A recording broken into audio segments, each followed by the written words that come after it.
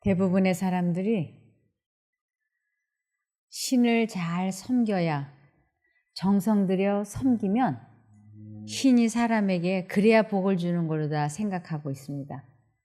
그래서 신 앞에 비나이다 비나이다 하면서 뭐 이것도 갖다 바쳐보고 저것도 갖다 바쳐보고 그러죠. 그런데 하나님이라고 하는 신은 정반대예요. 사람을 지극정성으로 섬기시는 분이세요. 그래서 하나님이 어떤 분이신가 궁금하시면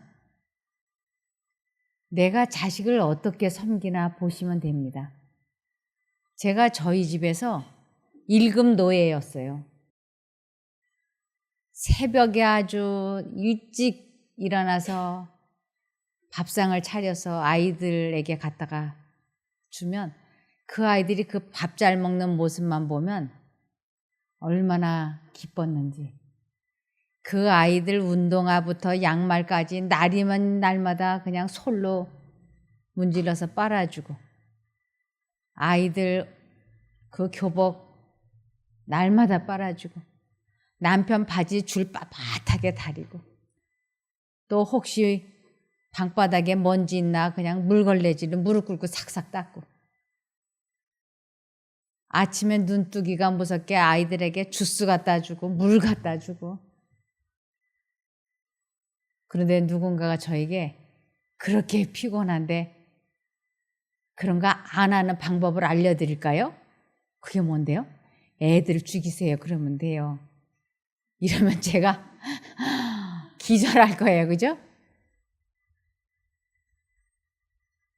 엄마가 정말 주머니 탈탈 털어서 자식들에게 옷 사입히고 먹을 거 사다 주고 그런 노예가 없어요. 그런데 그것이 가장 큰 기쁨인 거예요.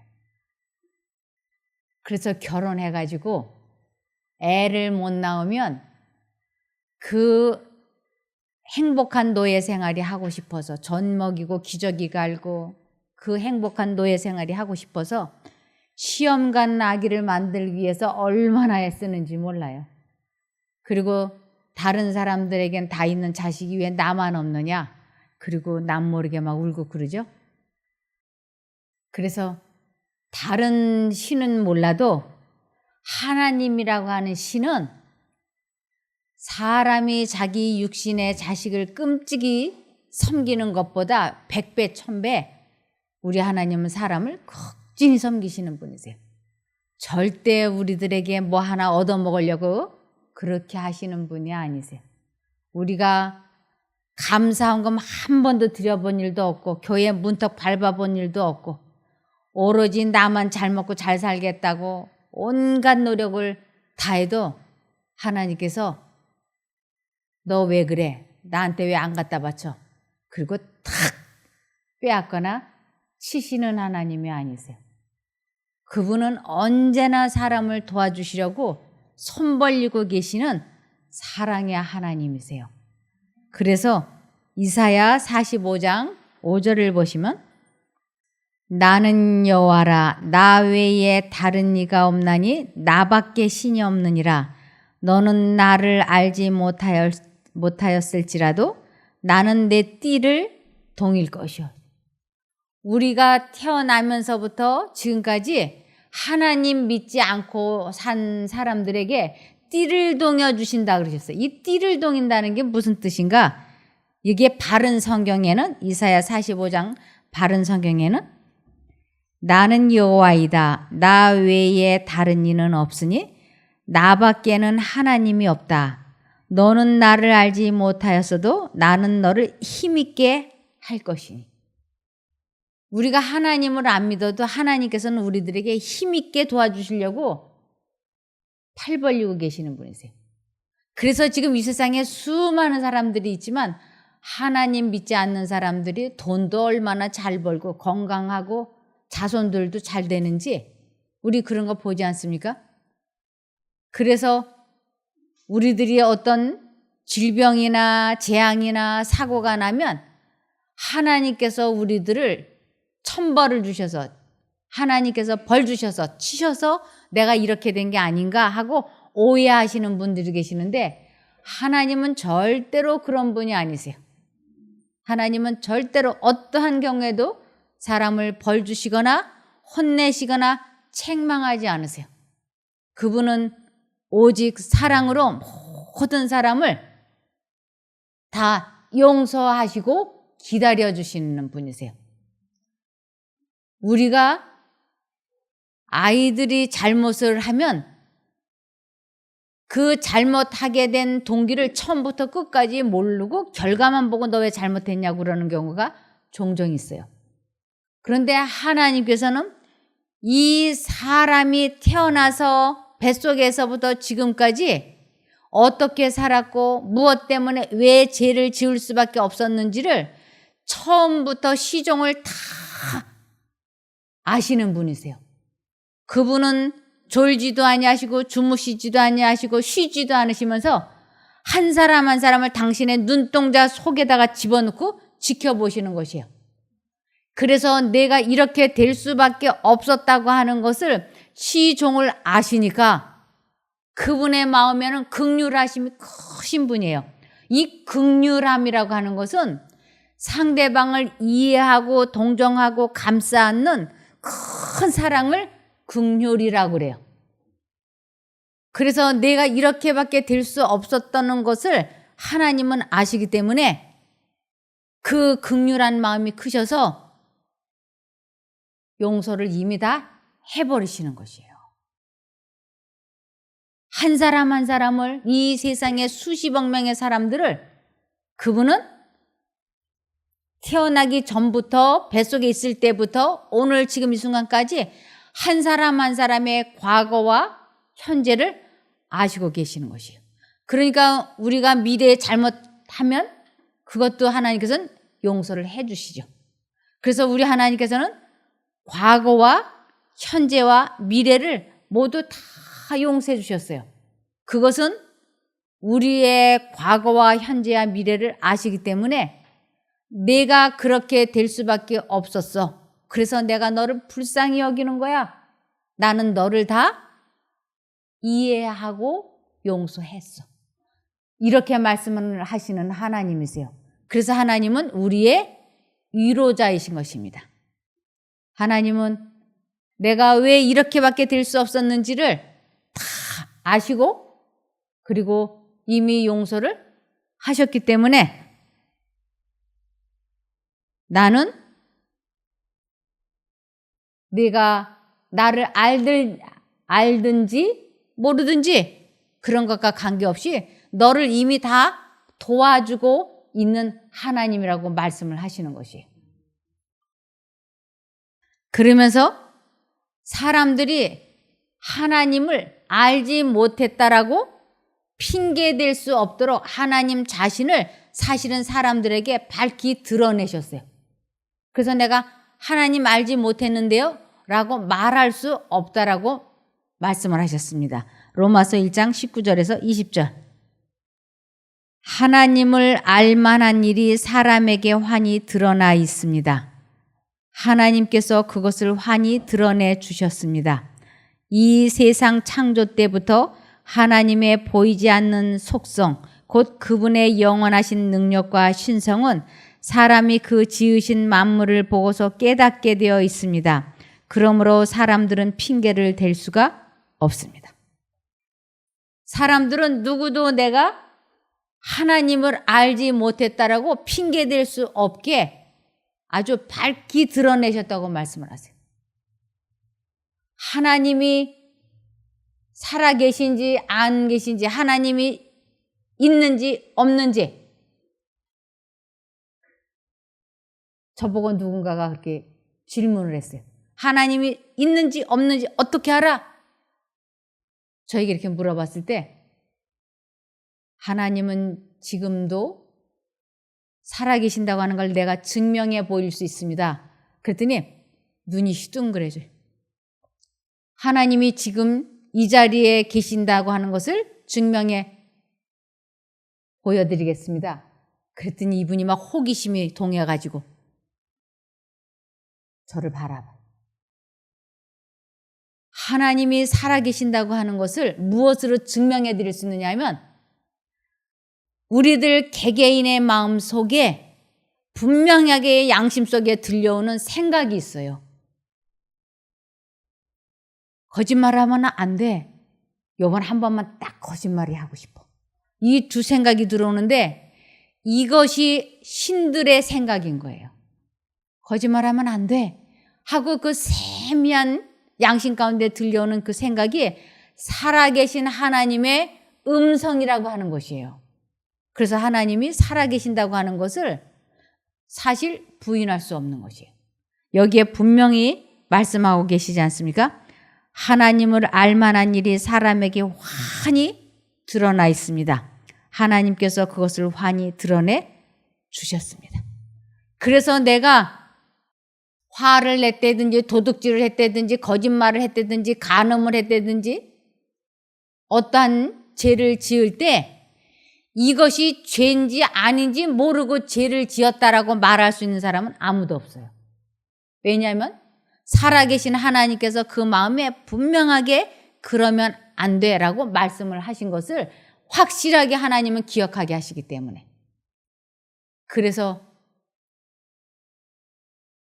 자신이 죄를 지으면 사단이 죄를 짓게 한 그 기억을 가지고 강한 죄책감을 사람 마음속에 주입을 시키는 것입니다. 그래서 아무도 내가 하나님을 몰라서 죄가 뭔지 몰라서 죄를 지었다라고 핑계댈 수 없다 그랬어요. 분명히 양심 가운데 말씀하세요.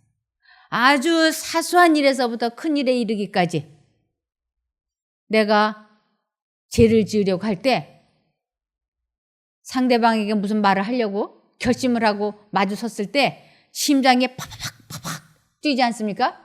그것이 하나님께서 나에게 신호를 보내고 있다고 하는 것이에요. 그래서 이러한 꽃을 보더라도 이것이 우연히 저절로 어떻게 이렇게 피어났다고 할 수가 있겠어요? 이 형광등을 봐도 만든 사람이 있는데 저 하늘의 별과 달이 어떻게 우연히 저절로 저렇게 만들어졌다고 할 수가 있겠습니까? 하나님께서 우주 만물을 창조하시고 내가 너의 하나님이라고 하는 확실한 증거를 나타내 보이시기 위하여 사람 마음속에 양심 속에 생각을 주입을 시키고 있는 것이에요. 그것이 절대 사람의 생각이 아니에요. 아, 내가 생각을 만들어서 하나는 거짓말하면 안 돼, 바람 피면 안 돼 이런 생각을 넣어주고 내가 만들고 또 한쪽으로는 아, 바람을 피고 싶어, 도둑질 하고 싶어, 거짓말 하고 싶어 이 생각을 내가 만들어서 할 수 있다면 이 생각을 그만두고 싶다고 생각이 될 때 딱 그만둘 수 있어야죠. 근데 사람은 이 생각을 통제시킬 수 없다고 하는 것이 내가 생각을 만든 것이 아니라고 하는 것을 증명하는 것입니다. 그래서 아무도 내가 하나님을 모른다라고 부인할 수 없다고 하나님께서는 말씀하셨습니다. 그래서 하나님께서는 사람마다 한 사람 한 사람마다 무엇을 갖고 계시냐면 프로그램을 갖고 계세요. 홍길동에게는 이러이러한 계획을 가지고 인생을 잘 살게 해야 되겠다. 그래서 홍길동에게는 음악의 재질이 있도록 수학의 재질이 있도록 그래서 음악의 재질이 뛰어나게 하고 그 다음으로 수학의 재질 있게 하시고 그 다음에 미술의 재질 있게 하시고 그런 것들을 다 달란트라 그래. 그것을 사람마다 주시고 그것을 가지고 그 사람을 이끌어 가시려고 하는데 사단은 그러한 하나님의 계획을 어떻게 해서든지 어그러지고 뻐그러지게 해서 그 사람을 망가뜨리고 병들고 가난하게 그래서 구원을 받지 못하도록 하려는 것은 사단의 계획인 거예요. 그래서 이 사람을 가만히 보니까 홍길동이를 보니까 하나님께서 홍길동에게 수학도 잘하게 하고 음악도 잘하게 하시고 미술도 잘하게 하시고 운동신경도 빼어나게 하시고 아주 재능을 많이 넣어 놓으셨어요. 그런데 사돈도 눈에 불을 켜고 이 사람의 유전인자를 검사를 하니까 그 부모가 술을 좋아하고 부모가 여자를 좋아하고 도박을 좋아하고 이러는 것이 그 유전인자 속에 들어가 있는 것을 알고 있는 거예요. 그러면 사단은 이 홍길동이를 어떻게 해서든지 도박적으로 아니면 외도를 하도록 아니면 술을 마시는 쪽으로 이끌어가기 위하여 계속 노력을 해요. 하나님은 수학 잘하는 쪽으로, 하나님은 이 사람을 음악을 잘하는 쪽으로 이렇게 저렇게 이끌어가려고. 그래서 두 신이 자기들의 계획을 가지고 사람을 계속 당기고 있는 것이에요. 이쪽을 하나님이 당길 때 그쪽을 선택을 하게 되면 선한 길, 바른 길로 가게 되고, 사단이 이끄는 쪽, 술 마시는 거, 여자 좋아하는 거, 도박하는 쪽으로 가게 되면 인생이 그르치는 쪽으로. 그래서 이 길이 누구에게나 주어져 있는 것이에요. 두 갈래 길이. 이것을 잠언 3장 6절에 보면 너는 범사에 그를 인정하라. 그리하면 내 길을 지도하시리라. 하나님께서 약속하셨어요. 범사에 하나님을 인정하라. 이게 범사에 그를 인정하라. 하나님을 인정한다는 게 이게 도대체 어떻게 하는 것인지 또 알아야 하나님을 인정하죠. 인정한다는 건 뭐예요? 하나님께 물어보는 거예요. 하나님, 제가 지금 이 일을 하려고 하는데 주님 어떻게 하면 좋겠습니까? 하고 하나님께 여쭤보는 것, 물어보는 것을 하나님을 범사에 인정한다라고 하는 것이에요. 우리 부부간에 같이 살면서 내 뜻대로 물건 사고 내 뜻대로 말하고 내 뜻대로 하면 옆에 있는 그 배우자가 느낄 때 어떻게 할까요? 나를 무시하네? 그러지 않겠어요? 우리가 하나님을 믿는다고 하면서 매 순간마다 하나님께 여쭤보고 하나님의 뜻을 알기 위하여 성경을 읽고 그렇게 하지 않으면 하나님께서 얘가 나를 무시하네 이런다니까요. 너는 나를 무시해. 근데 우리가 언제 하나님을 무시했어요? 특히 우리가 철저하게 하나님을 무시하는 때가 있는데, 아주 철저하게 무시하는 때는 하나님의 일이다라고 생각이 되면 절대 하나님께 안 물어봐요. 왜? 하나님의 일이다라고 생각이 되면 절대 안 물어보고 그냥 하는 거예요. 그런데 그런 때일수록 사실은 하나님께 여쭤봐야지 되는 거죠. 내 생각은 내 생각과 다르고 내 길은 내 길과 다르다라고 말씀을 하시기 때문에 내 생각이 옳다라고 느껴지면 느껴질수록 꼭 하나님께 물어봐야지 돼. 반드시 물어봐야지 돼. 이거 안 물어봤다가 신세를 엄청 그르친 여자가 있어요. 아주 신세가 너무 비참하게 망가진 여자가 누구냐면 사라예요. 아브라함의 아내 사라가 자기 남편에게 하가를 첩장가를 들여가지고 자식을 낳아서 대를 이어서 하나님의 일을 하겠다고 느껴졌어요. 이것이 너무너무 좋은 일이라고 생각이 됐어요. 그래서 하나님께 안 물어보고 아브라함과 하가를 결혼시켰어요. 결혼을 딱 하고 났는데 아브라함의 태도를 보니까, 하갈의 태도를 보니까 자기가 큰 실수를 했어요. 세상에 이럴 수가 있나? 내가 내 발등을 찧어도 이렇게 찧을 수가 있나? 바로 아브라함에게 하갈을 주어서 자식을 이어가려고, 대를 이어가려고 했던 생각은 하나님께서 주신 생각이 아니고 사단이 넣어준 생각이라고 하는 것을 일이 끝난 다음에 알았어요. 그래서 우리 생각에 이건 하나님의 일이다라고 생각이 되면 하나님께 물어보지 않고 일을 하면 큰일 나는 거예요. 하나님의 일이라고 생각이 되면 될수록 자꾸 물어봐야지 돼요. 사단이 주는 생각이 수두룩하니까. 그래서 잠언 3장 6절에 너는 범사의 그를, 이 범사라고 하는 것은 아주 평범한 모든 일에 그를 어떻게 하라고요? 인정하라. 그리하면 내 길을 지도하시리라.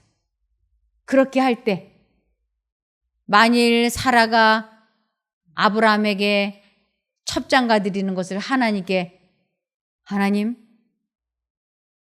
제가 어떻게 하면 좋겠습니까?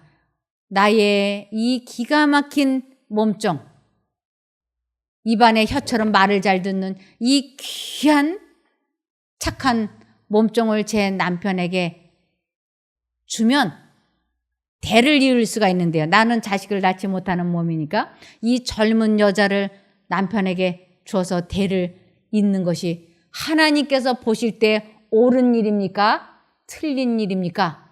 하고 여쭤봤어야지. 그때 당시도 그것은 보편적인 일이었어요. 우리나라에 지금은 잘 안 그러지만 저보다 30년 웃세대들은 집집마다 좀 밥 좀 먹는다는 집집마다 작은 여자 첩들이 있었어요. 그런데 그것은 엄연히 뭐였냐면 하나님께서 보실 때 그건 간음죄였어요. 근데 아브라함 시대에 그것이 보편적인 것이었어요. 그러나 하나님께서는 아브라함에게 그 마음속에 그러면 안 돼 하고 말씀을 하셨어요. 분명히 그것은 옳지 않은 일이야. 사라의 마음에도 분명히 말씀을 하셨어요. 그건 안 돼. 그런데 사라는 이미 사단의 생각이 옳다라고 크게 여겨졌기 때문에 하나님의 일이니까 하나님께 물어보지 않아도 돼. 그래서 아브람과 하갈을 결혼시켰던 것이에요. 그리고 그 결과는 너무너무 사라의 생애를 비참하게 만들었던 것입니다. 우리들도 지금 내 생각이 옳다라고 느껴지면 느껴질수록 하나님께 여쭤봐야지 돼. 하나님, 제 생각에는 이것이 꼭 옳은 것 같은데 하나님께서는 보실 때 어떻습니까?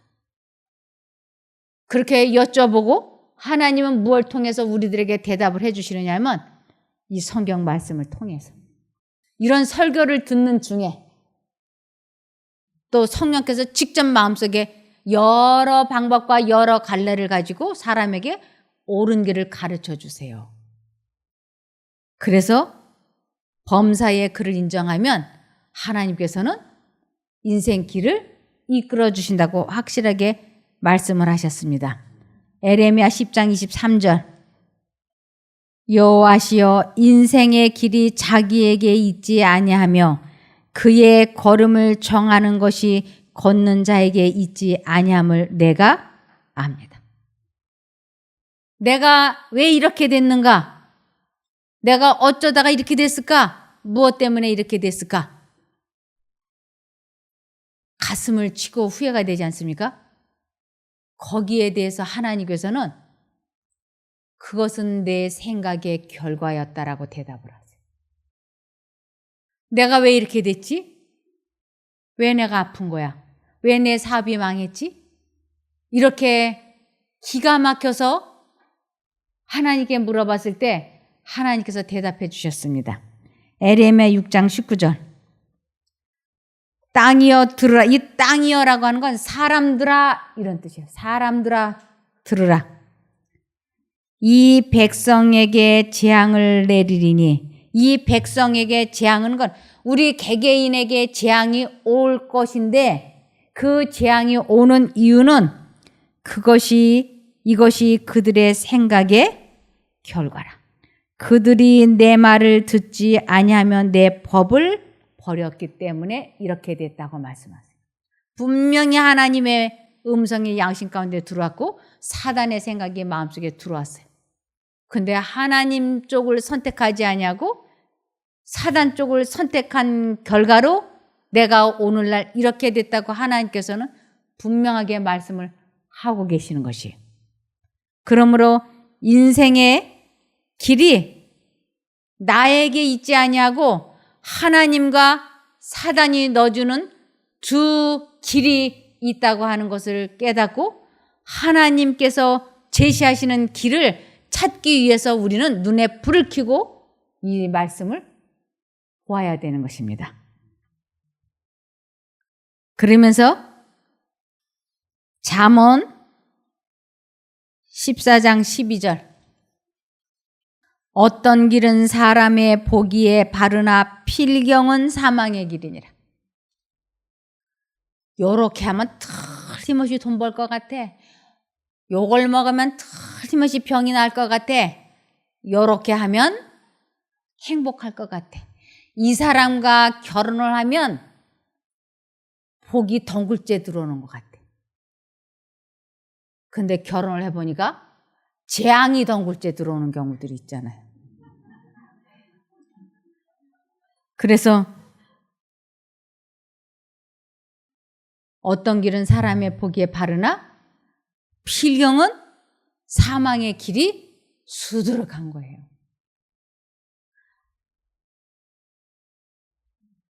전도서 9장 3절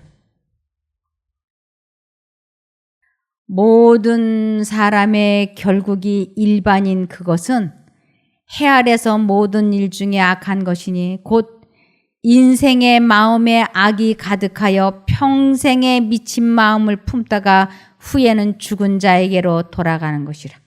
이 세상 모든 사람들이 다 무슨 마음을 품는가? 미친 마음을 품는다.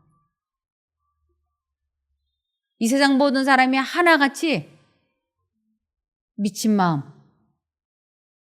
이 미친 마음이라고 하는 것은 하나님을 생각하지 않고 있는 동안에 이 머릿속에 잡념이 가득 차 있는 것이에요. 이 잡념이 사단이 주는 것이고 우리는 잡념에 중독이 되어 있어서 그 잡념을 내 스스로가 끊지 못하고 있다고 하는 것 자체를 모르고 살고 있어요. 내가 잡념에 중독이 되어 있다고 하는 것을 아는 사람이 몇 사람이나 있겠어요. 나중에 이 성경을 읽고 깨닫고 나서야 내가 잡념에 중독이 된 사람이구나. 그래서 이 잡념을 성경에서는 무슨 마음이라고요? 미친 마음이라. 즉 미친 마음이라고 하는 것은 사단의 생각을 의미하는 것이에요. 사단의 생각. 그래서 우리들이 인생을 살면서 반드시 해야 되는 것이 뭐냐면 빌립보서 2장 5절 내 마음에 예수의 마음을 품으라. 그래서 너희 안에 이 마음을 품으라 곧 그리스도 예수의 마음이니라. 나는 미친 마음을 품든지 예수의 마음을 품든지 둘 중에 하나인 거예요. 너희 안에 이 생각을 품으라 곧 그리스도 예수 안에도 있는 생각이라. 내가 어느 쪽의 생각을 품든지 그것은 자기의 선택이라고 할 수 있는 것입니다. 그래서 저도 제 생애를 뒤돌아보니까 아주 많이 미쳐서 살았어요.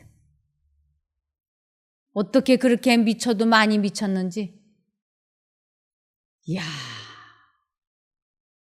너무 많이 미쳤다. 그래서 요즘도 미치지 않으려고, 이 미친 마음을 품지 않으려고 눈 뜨면서부터 예수를 부르기 시작해야지 돼요. 그렇지 않으면 아직 눈도 뜨지 않았는데 의식이 막 돌아오면서 잡념으로 휙 돌아가는 것이에요. 그럴 때 그 잡념, 미친 생각을, 마음을 받아들이지 않기 위하여 예수님, 예수님, 예수님 불러야지 되는 것이에요. 예수라고 하는 이름 뜻 자체가 자기 백성을 저희 죄에서 구원할 자라고 하는 뜻이에요. 구세주라고 하는 뜻이 예수라는 이름이에요. 그래서 예수님, 이것은 나를 이 생각에서 건져주세요. 나는 이 생각을 스스로 뿌리치지 못합니다. 하나님께서 도와주십시오. 그래서 예수님 부르면 그 잡념에서 해방이 되는 것이에요. 그 잡념을 그냥 예수님 예수님 몇 번 이렇게 부르면 이 잡념이 탁 끊어지면 얼마나 좋겠어요. 근데 그렇지를 않아요. 내가 진심으로 전심으로 기도할 때 그 악한 생각에서 해방시켜 주는 것을 시편 40편 1, 2, 3절이라고 합니다. 내가 여호와를 기다리고 기다렸더니 귀를 기울이사 나의 부르짖음을 들으셨도다. 내가 여호와를 기다리고 기다렸더니 이것은 내 마음에 잡념, 악한 생각을 받아들이지 않겠다고 굳게 결심을 하고 예수님을 부르는 것을 내가 여호와를 기다리고 기다렸더니 이 부르짖다라고 하는 것은 소리를 크게 내라는 게 아니고 포기하지 말고 끝까지 드려지는 기도를 부르짖어 기도한다 그래. 내가 여호와를 기다리고 기다렸더니 귀를 기울이사 나의 부르짖음을 들으셨도다. 나를 기가 막힐 웅덩이와 수렁에서 끌어올리시고 내 발을 반석 위에 두사 내 걸음을 견고케 하셨다. 우리 모두에게는 기가 막힐 웅덩이와 수렁이라고 하는 생각이 있어요. 제가 아는 한 분이 어느 날 자기가 이 모텔 앞을 이렇게 지나가는데 모텔에서 이렇게 차가 쓱 나오는 거예요. 차가. 근데 이 사람은 저쪽이 모텔이고 이쪽은 길 건너는데 이 사람이 이렇게 길 건너서 이렇게 무심 그렇게 모텔 문을 보고 있는데 차가 하나 쓱 나오는데 차 넘버가 자기 남편 차 넘버더래. 그 순간 얼마나 놀랬겠어요. 충격을 받고.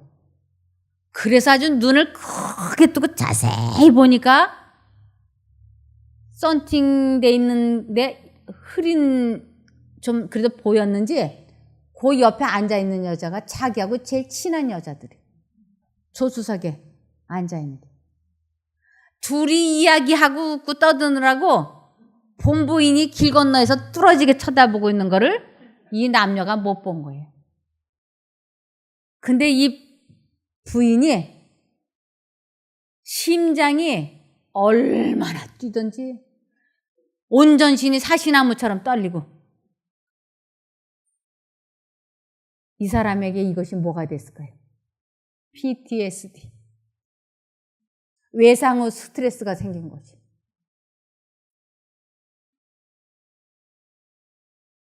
남편하고 화해가 됐어요. 남편이 그 잘못을 다 인정을 하고 화해가 됐어요. 그러는데 문제는 남편이 잘못을 인정하고 그 여자와의 관계를 하고 그 친구와도 관계를 다 정리했는데 문제는 이 생각이 걸핏하면 그 생각이 떠오르면 심장이 벌렁벌렁하고 손발이 떨리고 못 견디는. 그래서 자기 남편이 전화를 조그만 목소리만 해도 조그맣게만 전화만 받아도 이 심장이 막 벌렁벌렁 하면서 다시 연결된 거 아닌가 상상하고 생각하고 얼마나 괴로워하는지 못 견디는 것이. 밥 먹다가도 그 생각, 운동을 하면서도 그 생각, 길을 걸어가면서도 그 생각. 우리 모두에게는 다 PTSD라는 게 있을 수 있어요. 자기가 죄를 지어서 자기 자신의 죄책감에 언제나 짓눌리는 것이나 상대방의 잘못을 언제나 기억하고 있는 것이나 성추행이나 성폭행이나 성희롱이나 그 당한 것들 아니면 돈을 뜯겨가지고 언제나 그 돈 떼어먹은 사람에 관한 이야기 아니면 왕따를 당한 경험 아니면 내가 다른 사람에게 빚을 못 갚은 생각이라든지 우리 마음속에는 언제나 떠나지 않는 생각들이 각자에게 다 있어요. 이것을 누가 계속 생각나게 하고 있느냐는 것이에요. 누가? 내가 그 생각을 해가지고 내가 막 자지러질까요? 그 부인이 저에게 그랬어요. 이 기억을 아주 가위로 필름 끊어내듯이 이 기억을 싹 끊어내고 싶다고. 그런데 안 끊어진다는 거죠. 얼마나 그 기억을 끊어내고 싶었으면 그날 남편이 입었던 옷, 와이셔츠를, 구두를 싹 다 버려버렸어요. 그리고 자동차도 바꿨어요. 그리고 그 생각에서 벗어나기 위하여 그렇게 노력을 하는데 안 된다는 것이에요. 어떻게 하면 될까요? 제가 그분에게 이야기를 해줬어요. 이 세상 모든 사람에겐 다 이런 PTSD가 있을 수 있다. 외상후 스트레스, 충격받았을 때 나타나는 다 이런 일이 있을 수 있다. 그럴 때 그러한 생각에서 벗어나기 위하여 그 생각이 탁 떠오를 때 예수님하고 진심으로 전심으로 나를 이 생각에서 건져달라고 진심으로 기도하면 하나님께서 나 같은 신이 없다고 말씀을 하시지 않았느냐. 우리를 거기에서 건져주시는, 우리를 도와주시는 하나님이시라고 하는 것 우리는 꼭 기억해야 되는 것입니다. 그래서 시편 37편 5절과 6절 내 갈 길을 주님께 맡기고 주님만 의지하여라. 주님께서 이루어 주실 것이다. 너의 의를 빛과 같이 너의 공의를 한낮의 햇살처럼 빛나게 하실 것이다. 내 갈 길을 주님께 맡기고 이것은 매 순간 내가 옳다라고 생각이 될 때마다 이것이 정말 옳은 길인가 하나님께 여쭤보고 아니다라고 느껴질 때 미련 없이 포기하는 것을 그분을 믿는다라고 하는 것이에요. 포기하지 않으면서 내 갈 길 가는 것은 하나님을 무시하는 것이며 믿지 않는 것이에요. 우리나라의 수많은 여성들이 능력 있고 잘난 남자하고 살면